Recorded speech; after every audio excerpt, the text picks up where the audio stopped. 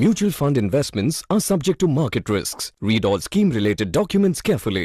Mutual fund गुंतवणुकीसाठी तज्ज्ञ सल्लागाराची गरज आहे का? जर आहे तर तो कुठे भेटेल? खरोखर जेन्युइन सल्ला तुम्हाला कोण देऊ शकेल? कोणकोणत्या पद्धतीने सल्लागार मिळू शकतो आणि त्याचे काय बेनिफिट तुम्हाला होऊ शकतात, याच्याविषयीचा हा व्हिडिओ आहे. अतिशय महत्त्वाचा आहे असं मला वाटतं, बिकॉज खूप सारे लोक स्वतः डायरेक्ट इन्व्हेस्टमेंट करतात. त्याचे वेगळे फायदे आहेत, त्याचे वेगळे नुकसान आहेत. काही लोक रेग्युलर इन्व्हेस्टमेंट करतात, कोणाच्या सल्ल्याने करतात, मग त्याचेही वेगळे फायदे, त्याचेही वेगळे नुकसान आहेत. पण ज्याचा तुम्ही सल्ला घेताय तो तज्ज्ञ आहे का तो म्हणतोय म्हणून तो तज्ज्ञ, असे बरेचसे प्रश्न तुम्हालाही पडू शकतात आणि असतील पण. तर हा व्हिडिओ शेवटपर्यंत पहा, तुम्हाला नक्कीच या प्रश्नांची उत्तरं मी या व्हिडिओच्या माध्यमातून देणार आहे. नमस्कार मित्रांनो, मी आकाश गुंदावले. बघा, तुम्ही डायरेक्ट इन्व्हेस्टमेंट करत असाल किंवा रेग्युलर इन्व्हेस्टमेंट करत असाल, तज्ज्ञांची गरज का आहे पहिलं तर याच्याविषयी बोलूयात. आणि नाही आहे तर तुम्ही कशा पद्धतीने मॅनेजमेंट स्वतःचं करू शकता. माझं असं मत आहे की म्युच्युअल फंडमध्ये फंड निवडण्यासाठी तज्ज्ञांची गरज असते का, तर असते, पण नसेलच आणि तुम्ही फार डिसिप्लिन आहात आणि तुम्ही ग्रीड, फिअर या दोन्ही ज्या इमोशन आहेत त्याच्यापासून लांब राहणारे आहात, पेशन्स आहे, डिसिप्लिन आहे, गोलसाठी पैसे वापरणार आहात, तर माझं सिंपल मत आहे तुम्ही कुठल्याही फंडमध्ये पैसे टाका, तुम्हाला 10-12% रिटर्न म्युच्युअल फंड देऊ शकेल. सब्जेक्ट टू मार्केट रिस्क देऊ शकेल. खूप मोठा सल्लागार आहे आणि त्याला कळतंय, खूप काही कळतंय असं काही नाही आहे. फंड मॅनेजर ज्यांचा इकॉनॉमीचा प्रचंड अभ्यास आहे ते सुद्धा चुकतात. त्यांचे पण म्हणजे डिसिजन रॉंग येतात. मग मार्केटचा बाप कोणी नाही आहे. म्हणजे म्युच्युअल फंड डिस्ट्रीब्युटर नाही आहे, RIA नाही आहे, फंड मॅनेजर नाही आहे, रिस्क ॲनालिसिस टीम नाही आहे, कोणीच नाही आहे. No one can predict the market. मग आता या लोकांची गरज काय बुवा? जर मार्केटच कोणी प्रिडिक्ट करत नाही आहे तर सल्लागाराची गरज काय? माझं साधं सिंपल जे काही डोकं चाललं त्या हिशोबाने मी तुम्हाला हे सगळं म्हणजे अनुभव पण नाही, ते मला जे पटतं ते मी तुमच्यापुढं पुटअप करणार आहे. सगळ्यात महत्त्वाची गोष्ट माझं असं मत आहे, स्कीम निवडण्यात सल्लागार मदत करतो का, तर करतो, पण तो बरोबरच निघेल सल्ला हे काही गॅरंटेड नाही. त्यांनी सल्ला दिलेली स्कीम वाईट पण परफॉर्म करू शकते, कमी जास्त परफॉर्मन्स होऊ शकतो. आणि आजपर्यंत माझं असं मत आहे कोणतीही स्कीम टॉपला कायम राहत नाही, बॉटमला पण कायम राहत नाही. म्हणजे ते जर पाहिलं तर एक जी टॉप परफॉर्मर स्कीम आहे ती कधीतरी अंडर परफॉर्म करते आणि अंडर परफॉर्मन्स स्कीम कधी ना कधीतरी टॉप परफॉर्मर बनते, असं माझं मत आहे जे काय ओव्हरऑल. आणि मी व्हॅनिला प्रोडक्टची गोष्ट करतो, मी सेक्टर किंवा थेमॅटिकलबद्दल बोलत नाही आहे. सो साधं सोपं करूयात की मग ॲडवायझरची गरज काय? जर त्यालाही कळत नाही आहे, फंड मॅनेजरलाही कळत नाही, तर गरज काय? तर सोपं, जर तुमच्याकडं राईट ॲडवायझर आहे तर तो तुम्हाला एक्झिटला मदत करू शकतो. आणि एक्झिट हा फार महत्त्वाचा पॉईंट आहे. कसं? बघा, तुम्ही डायरेक्ट इन्व्हेस्टर आहात आणि एक रेग्युलर इन्व्हेस्टर आहे. डायरेक्ट इन्व्हेस्टर जेव्हा मार्केटवरती असतं तेव्हा तो एक्सायटेड असतो. ठीक आहे, समजा 10 वर्षासाठी तुम्ही मुलाच्या शिक्षणासाठी गुंतवणूक करत आहात आणि खूप चांगले रिटर्न पण बनलेले आहेत, आणि अचानक जेव्हा तुमच्या मुलाचं 10व्या वर्षी शिक्षण आहे त्याच वेळेला काहीतरी निगेटिव्ह घटना घडते, सेंटिमेंट निगेटिव्ह होतं, तर मार्केट 50% पडतं. म्हणजे करोना येतो, इंडिया पाकिस्तान युद्ध होतं, वडेवर उदाहरण आहे, 50% पडलं. म्हणजे तुम्ही 10 वर्ष पैसे गुंतवले पण तुम्हाला रिटर्न घरी नाही आणता आले. मग आता या केसमध्ये तुम्हाला जेव्हा लॉंग टर्मच्या गोलला तुम्ही इन्व्हेस्टमेंट करता तेव्हा तुम्ही ॲग्रेसिव्ह फंडमध्ये असता, पण जसं तुमचं गोल मिड टर्ममध्ये कन्वर्ट होतं तेव्हा तुम्हाला मॉडरेट फंड और डिफेन्सिव्ह फंडमध्ये जाणं गरजेचं आहे.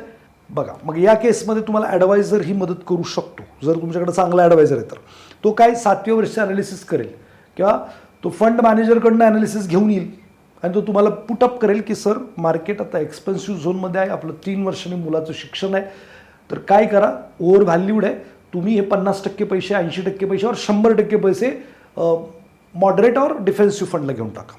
अदरवाईज मार्केट जर मिडला आहे तर तो म्हणेल STPने एक्झिट करा.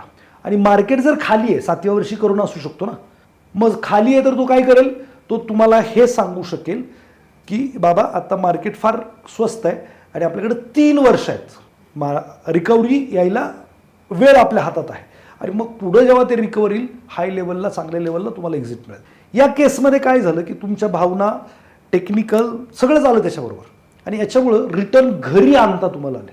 तो हा सगळ्यात मोठा बेनिफिट मला असं वाटतं की तुम्हाला एक्झिटला मदत पाहिजे आणि हे एक्झिटला मदत हे जे काही ॲडवायझर आहेत ते तुम्हाला नक्की करू शकतात जर त्या कॅपेबिलिटीचे आहेत. 2024ला फंड मॅनेजर डिफेन्स फंड होता आय थिंक HDFCचा. I am not recommending anything, just तर त्यांचे फंड मॅनेजर म्हटले होते की तुम्ही लमसम पैसे नका आणू, इट्स मोर व्हॅल्यूड. किंवा स्मॉल कॅप मिड कॅपला पण मला वाटतं ICICIचे शिवाय नरेंनी पण ओपनली सांगितलं होतं. पण आम्ही दर वीकला म्हणजे मी तरी साधारणपणे महिन्यातनं 4 फंड मॅनेजर तरी जनरली भेटतो, तर ते मार्केट आउटलुक देतात. तर त्यावेळी त्यांनी सांगितलं इट्स एक्सपेन्सिव्ह. तो ही जी बातमी आहे आता ज्यांचं आता आम्ही हे जे केलं होतं 2024, 25ला, 26ला, 27ला ज्यांचे गोल्स होते त्यांना आम्ही ही बातमी पोचवली होती की बॉ तुमचे मिड कॅपला स्मॉल कॅपला खूप चांगले रिटर्न दिसत आहेत, मार्केट पण चांगलं आहे, पण महाग वाटतं आहे, तुमचं गोल जवळ आलेलं आहे, तुम्ही एक्झिट करू शकता या लेवलला. फंड मॅनेजरचे बॉ असे व्ह्यूज आहेत. यांनी काय झालं की ते लोक त्यावेळेला 2024लाच काही लोक एक्झिट झाले, काही लोक नाही, ते ओव्हर एक्सायटेड होते की नाही we are not going anywhere. तर त्यांचा त्याचा कॉल येतो. जे बाहेर पडले त्यांनी बाहेर डिफेन्सिव्ह फंडला अजून 10% कमवले आणि जे लोक तसेच थांबलेत ते आजपर्यंत ते तिथंच आहेत.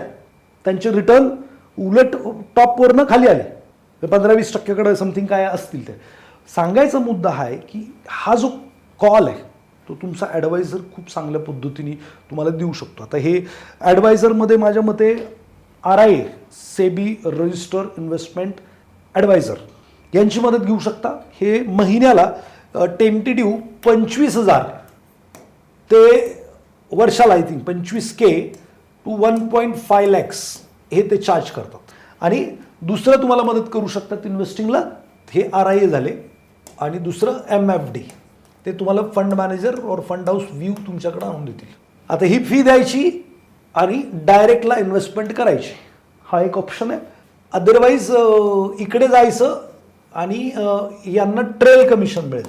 टेंटेटिव्हली 1 पैसापासून माझ्या माहितीत 1 रुपयापर्यंत कमिशन आहे. म्हणजे ॲव्हरेज काढला तर 50-60 पैसे 70 पैसे या घरात आत्ताच्या तारखेला ॲव्हरेज येईल MFDला कमिशन. माझा वैयक्तिक मत आहे, हे कंपल्सरी नाही, ज्यांची इन्व्हेस्टमेंट लेस दॅन 1 CR आहे त्यांनी MFD करावं. याला 5,000ची SIP करायची, त्याला RIAकडे जाण्यात काही पॉईंट नाही, 10,000ची SIP करायची काय पॉईंट नाही. जर तुमची इन्व्हेस्टमेंट तुम्ही 1 करोडच्या आसपास आहात तर तुम्ही RIAकडे जाऊ शकता, it's a very good option. आणि जर तुम्ही लेस दॅन दॅट आहात तर MFD is very good option for you. So हे माझं व्ह्यू आहे, काही लोकांचं वेगळं मत पण असू शकतं. सो 1 करोडच्या वरती तुम्हाला ही फीज द्यायला काय वाटणार नाही हो. चांगला असेल तर जरा जास्तच घेतो, चांगलं रिसर्च आहे, चांगलं काय असेल तर जास्तच घेणार. आता तुमची काय रिटर्न बनणार ते पण गणितात येतो विषय. एखाद्या वर्षी नाही बनले तर मग ही मानसिकता आहे का फी द्यायची, तर मागची 2 वर्ष झालं रिटर्न नाही आहेत, मग या पिरियडमध्ये तुम्हाला ही फी देणं ही मानसिकता आहे का. तर ज्यांचं लेस दॅन 1 करोड आहे त्यांची ही मानसिकता नसते असं माझं मत आहे. ठीक आहे, इकडे तुम्ही डायरेक्ट जाऊ शकता, काही अडचण नाही. इकडे मात्र तुम्हाला रेग्युलर प्लॅनला जायला लागेल. आणि हे प्लेन माझं म्हणजे काय म्हणता येईल, एक मित्र म्हणून ॲडवाईस किंवा मदत म्हणून मला असं वाटतं ते मी तुम्हाला पुटअप केलं आहे. सगळ्यांसाठी कंपल्सरी नाही आहे. तो तज्ज्ञांची गरज मी सांगितली. आणि अजून मी थोडंसं रिसर्च केला तर जे टॉपची लोक आहेत किंवा जे बेस्ट लोक आहेत ती काय करतात माहिती आहे का, जी फायनान्शियली स्टेबल आहेत किंवा इंटेलिजंट म्हणून आहेत, असे 9% लोक आहेत जे व्यावसायिक सल्लागार वापरतात इन्व्हेस्टिंगसाठी. आता व्यावसायिक सल्लागार 9% लोक आहेत असं मानलं जातं ओव्हरऑल वर्ल्डमध्ये. आणि ते सल्लागार त्यांची बचत आहे 2x होते. म्हणजे जो सल्लागार घेत नाही आणि जो सल्लागार घेतो ती 9% लोक आहेत आणि त्यांची बचत ही जनरल माणसापेक्षा डबल असते. जनरल माणूस 100 रुपये विदाऊट सल्लागारवाला 100 रुपये वाचत असेल तर हे मात्र डबल वाचवतात. त्याच्यामध्ये खूप सारे फायदे आहेत. मग घर घ्यायचं नाही घ्यायचं, सल्लागार तुम्हाला तिथं मदत करतो. तो काही भावनिक नसतो, तो प्रॅक्टिकल तुम्हाला डेटाच्या माध्यमातून गाईड करतो की घर घेतलं तर काय फायदा होईल, गाडी घेतली तर काय फायदा होईल. मग काय होतं, अननेसेसरी जे स्पेंडिंग असतं ते सल्लागार असला की कमी होतात आणि त्याचं व्हॅल्यू तुम्ही पैशात नाही करू शकत. म्हणजे तुम्ही आता सल्लागार असेल तर तुम्ही फक्त म्युच्युअल फंडचा सल्ला घेताय किंवा स्टॉकचाच सल्ला घेताय असं नाही होत ना. तुम्ही काय करता, सर मला गाडी पण घ्यायची, मला घर पण घ्यायचं, मला गावाकडे पण हे करायचं, म्हणजे तुम्ही हे सल्ले घेता जे फ्री ऑफ कॉस्ट हे will guide you. This kind of health त्यांना होते, त्याच्यामुळे डबलपेक्षा जास्त त्यांची सेव्हिंग होते. आणि जे सल्लागार घेत नाही त्यांचं 1 पट आणि यांचं डबल. म्हणजे जर तुमचे असं म्हणूयात 132 रुपये वाचतात, जे सल्लागार घेतात त्यांचे, जो नाही घेत त्याचे 62 रुपये वाचतात. म्हणजे डबलीनं हा फरक आहे. साधारणपणे 75% लोक सल्लागारासह जे आहेत ते निवृत्तीसाठी प्रिपेअर्ड असतात. म्हणजे they are happily retired and happily live their entire life. बाकी सल्लागाराशिवायची असं म्हटलं जातं वर्ल्ड वाईड 45% लोक प्रिपेअर्ड असतात जे रिटायरमेंट घेऊ शकतात. कॉम्प्रिहेन्सिव्ह ॲडवाइसच्या अभ्यासावर व्यावसायिक सल्लागार काम करणारे गुंतवणूकदार 2 वर्ष आधी किंवा लवकर 2 वर्ष हा त्यांनी ॲव्हरेज काढला आहे. पण जर व्यावसायिक सल्लागार तुमच्याकडे असेल तर तुमची निवृत्तीची जी स्पीड आहे, म्हणजे तुम्ही जर समजा स्वतः प्लॅन करून रिटायर व्हायचा विचार करताय तर असं विचार करू की तुम्ही 55 वर्षी रिटायर होऊ शकता प्लॅन करून. पण तुम्ही जर राईट सल्लागाराबरोबर असाल तर मात्र तुमचं रिटायरमेंट हे 45 असू शकतंय, 50 असू शकतं, म्हणजे 10 वर्ष अगोदर असू शकतंय. आणि ॲव्हरेज त्यांनी म्हणतात की 2 वर्ष अगोदर आहे. पण हे जुनं ॲव्हरेज आहे. आत्ताचं ॲव्हरेज माझ्या मते खूप सारे फास्ट जग बदलत आहे, तर 8-10 वर्षाचा फरक असू शकतो. जर तुम्ही स्वतः वैयक्तिक विदाऊट सल्लागार गेलात तर 10 वर्ष लेट निवृत्ती रक्कम बनवू शकाल. आणि जर तुम्ही राईट सल्लागाराबरोबर गेलात तर 10 वर्ष अगोदर निवृत्ती किंवा तुमचे जे काही गोल्स आहेत ते अचीव करू शकतात. नॉर्थ वेस्टर्न म्युच्युअल फंडच्या 2024च्या अहवालानुसार आर्थिक तयारी आणि सल्लागार उपयोग यात थेट संबंध आहे. सल्ल्याशिवाय गुंतवणूकदार मोठ्या संधी गमावतात. म्हणजे काय अपॉर्च्युनिटी आहे. इराण इस्रायल युद्ध झालं आत्ता, त्यावेळी अपॉर्च्युनिटी आहे. पण ज्याच्याकडे सल्लागार नाही तो पैसे लावत नाही, उलट तो आहे ते काढण्याचा विचार करतो. ज्याच्याकडे सल्लागार आहे तो सल्लागार त्याला फोन करतो किंवा तो त्याला फोन करतो आणि मग तो सांगतो की नाही यार, अशा खूप वेळा परिस्थिती येतात, आता मार्केट फार attractive valuation, you can go.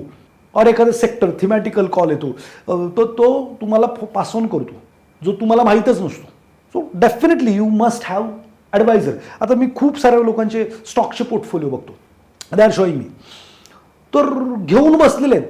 त्याला म्युच्युअल फंडपेक्षा म्हणजे नाहीच रिटर्न, पण त्यांचा होप आहे की ते आज ना उद्या वॉरन बफेट होतील. सल्लागाराशिवाय तुम्ही मी स्टॉक्स घेताय ज्याचा तुम्हाला काहीच अभ्यास नाही आहे, तुम्हाला PEG कळत नाही, ROE कळत नाही, ROC कळत नाही, तुम्हाला काहीच कळत नाही, आणि मॅनेजमेंट कळत नाही, सेल्स ग्रोथ किती असली पाहिजे, प्रॉफिट ग्रोथ किती असली पाहिजे, काहीच कळत नाही आहे, आणि यू आर डुईंग किंवा बिझनेस मॉडेल कळत नाही आहे, आणि असं काही करत असाल तर मला नाही वाटत की तुम्ही वेल्थ क्रिएट कराल. उलट तुम्ही फार मागे राहाल.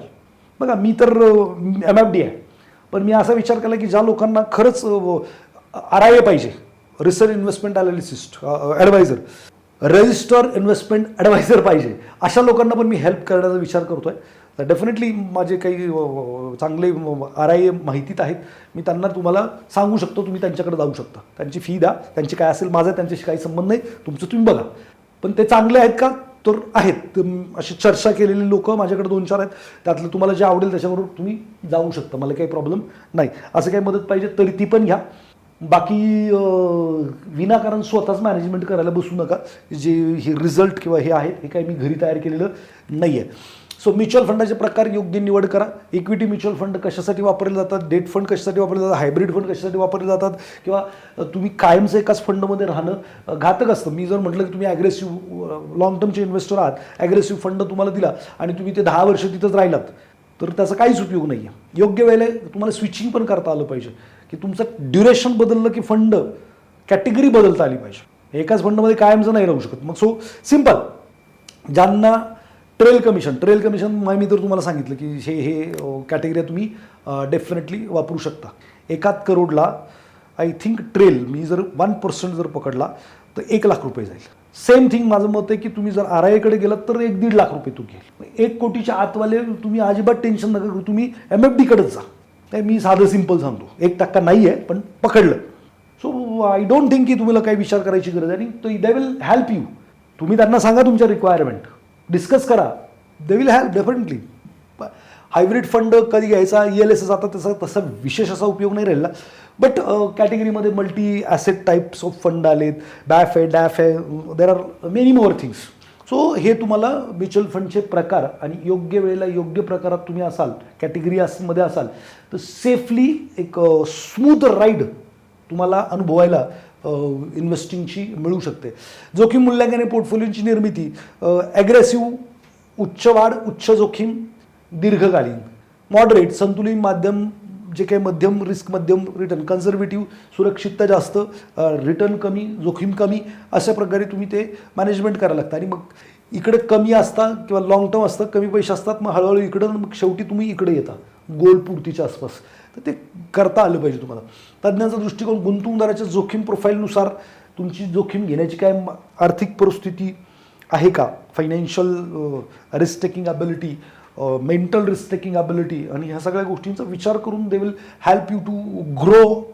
विविध आहे ते पुनरावलोकन केलं जातं, जे रिबॅलन्सिंग प्रकार आहे, बाजाराचं वेगवेगळे बदल असतात, ते हळूहळू मालमत्ता वाटप जे काही केली जाते ते पद्धतीने ते करू शकतात तुमच्यासाठी. सिम्पल, जेवढं सगळं तुम्हाला कॉम्प्लिकेशन जमत असेल तर तुम्ही स्वतः केलं तरी हरकत नाही, पण जर तज्ज्ञ असतील तर हे बेनिफिट्स तुम्हाला. तज्ज्ञाशिवाय गुंतवणूक करता 5 मोठ्या चुका. जर तुम्ही स्वतः केलं डायरेक्टमध्ये, तज्ज्ञ नाही आहे, RIA पण नाही आहे, सेबी रजिस्टर्ड इन्व्हेस्टमेंट ॲडवायझर पण नाही आहे, MFD पण नाही, तर तुम्ही मागील परताव्यावर अवलंबून इन्व्हेस्टमेंट कराल. आता रिसेंटली खूप साऱ्या लोकांनी बेस्ट म्युच्युअल फंड टाकले, तर त्यांना AIनी किंवा त्या जे काही साईड होतं त्यांनी सिल्वर गोल्डचे काही कमोडिटी रिलेटेड फंड होते ते रेकमेंड केले आणि ते त्यांनी घेतले.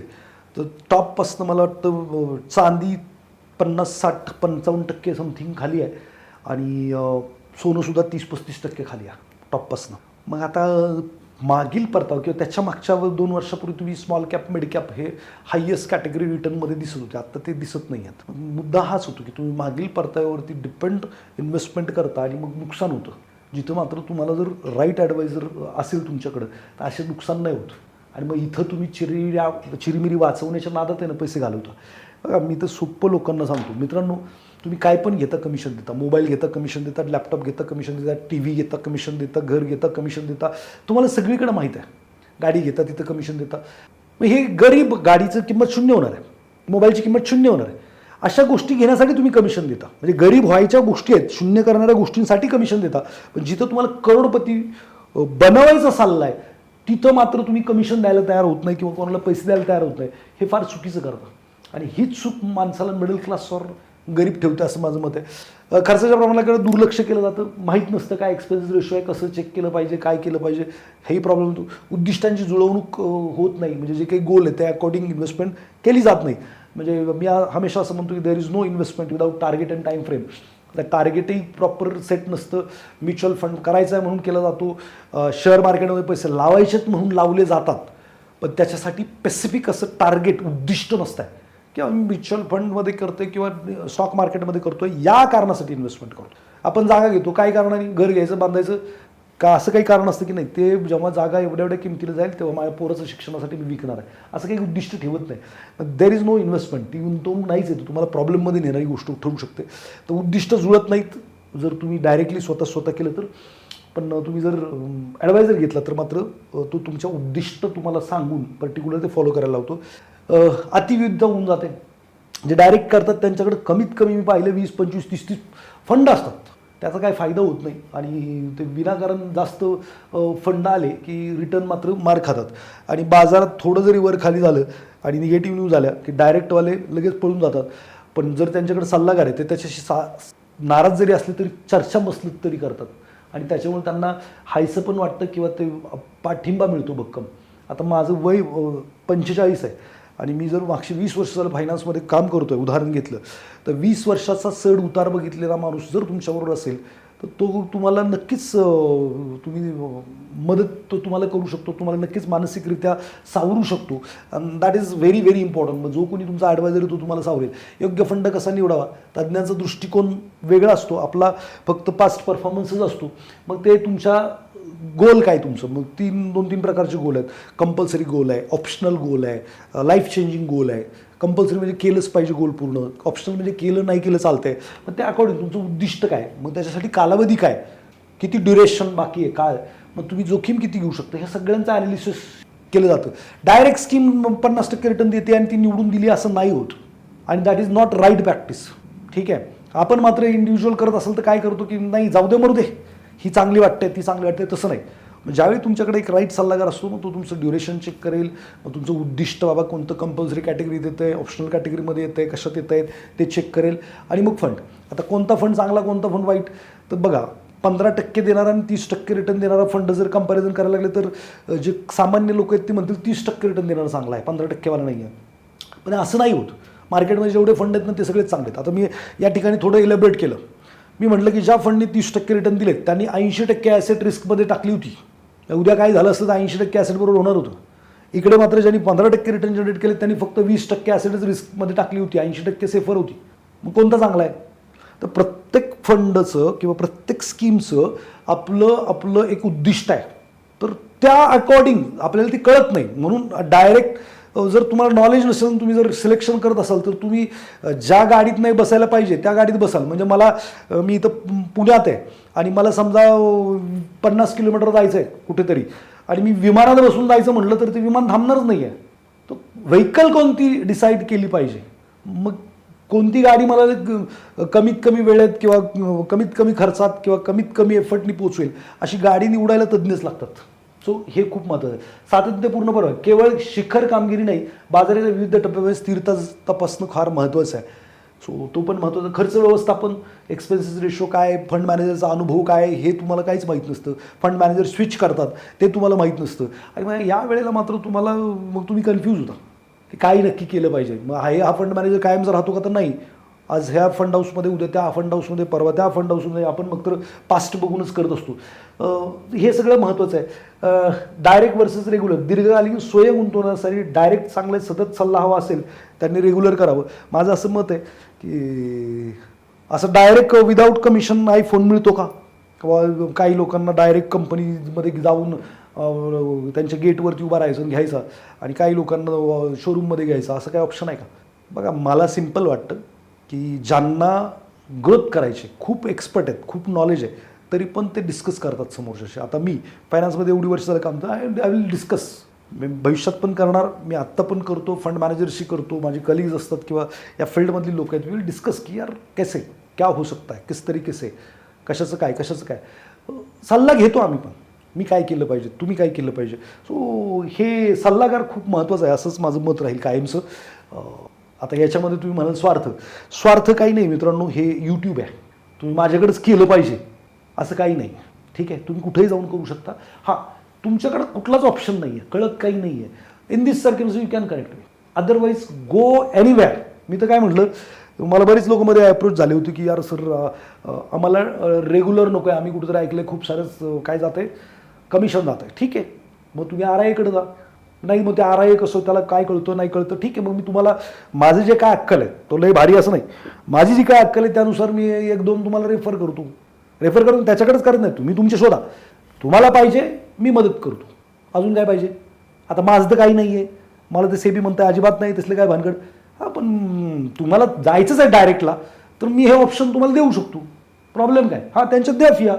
तुम्हाला मार्केट खाली असो वर असो, तो लगेच सल्ला द्यायचं बंद करेल, तो कॉन्ट्रॅक्ट करू तुमच्यावर. तो नाही म्हणणार की आज तू 1 वर्ष नाही दिलं पैसे चालत आहे. पण ती मानसिकता असेल तर तिकडे जाऊ शकता. आणि मी तर सांगितलं मग अशी माझं व्ह्यू काय होतं. तज्ज्ञ उघडतात कर बचतीचे दरवाजे. बरेचसे काही मार्ग आहेत टॅक्स बचतीचे, ते पण तुम्हाला. आता समजा तुम्ही 10 वर्षात, मी हमेशा म्हणतो 15 लाखाचं कॅपिटल गेन झालं तर तुम्हाला long term capital gain tax 1.25 लाखापर्यंत नाही आहे. आणि त्याच्यानंतर मात्र तुम्हाला कॅपिटल गेन टॅक्स लागतो.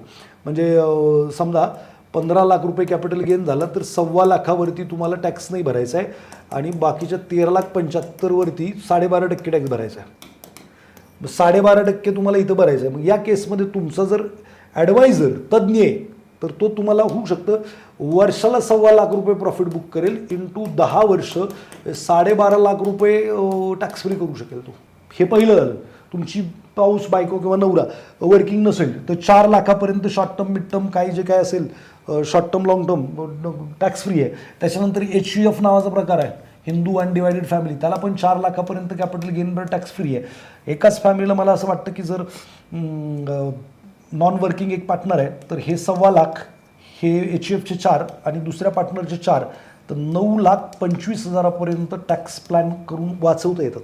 आता मग हे तुम्हाला डायरेक्टमध्ये गेलं तर हे तुम्ही करणार का, जमणार का? It's up to you. But मला जे काही वाटतंय ते मी तुम्हाला स्पष्ट जी माझी अंडरस्टँडिंग आहे ती तुमच्यासमोर मांडतोय. म्युच्युअल फंड तज्ञाशी जोडा, आजच सुरुवात करा. तुमच्या ग्राहकांना सामान्य सल्ल्यापेक्षा अधिक हवे आहे. वैयक्तिक पोर्टफोलिओ धोरण, वर्तवणूक मार्गदर्शन आणि कर स्मार्ट योजना हे 3 फायदे आहेत. त्यासाठी तुम्ही करू शकता. जर तुम्हाला माझ्या सल्ल्याची गरज आहे तर खाली नंबर आहेत त्याच्यावरती फोन करा. तुमचा कोणी सल्लागार आहे त्याच्याकडे जावा. जर तुम्हाला डायरेक्टमध्ये जायचं आहे तर RIA मध्ये कडे जा आणि जर तुम्हाला रेग्युलरमध्ये जायचं आहे तर तुम्ही MFD शोधा. 1 कोटीच्या आतमध्ये असतील त्यांनी MFDच करा असं मी तुम्हाला सांगेल. जे 1 कोटीच्या वरती आहेत त्यांनी मात्र तुम्ही RIAकडे गेलं तरी हरकत नाही. MFDकडे राहिलं तरी प्रॉब्लेम नाही आहे, पण मानसिकता तुमची काय आहे त्याच्यावरती ठरतो विषय. हा जो विषय आहे जर तुम्हाला आवडला असेल तर लाईक नक्की करा. आम्ही एवढी मेहनत करतोय. कमेंट करून मला सांगा की तुम्ही काय करणार आहात, RIA करणार आहात और MFD थ्रू जाणार आहात. ठीक आहे. आणि माझा हा व्हिडिओ खरंच युजफुल आहे का नक्की मला सांगा. अजून तुमचे काही प्रश्न असतील तर नक्की मला विचारा, त्याच्याबद्दलही मी व्हिडिओ बनवेल. भेटूयात पुढच्या व्हिडिओमध्ये. तोपर्यंत धन्यवाद.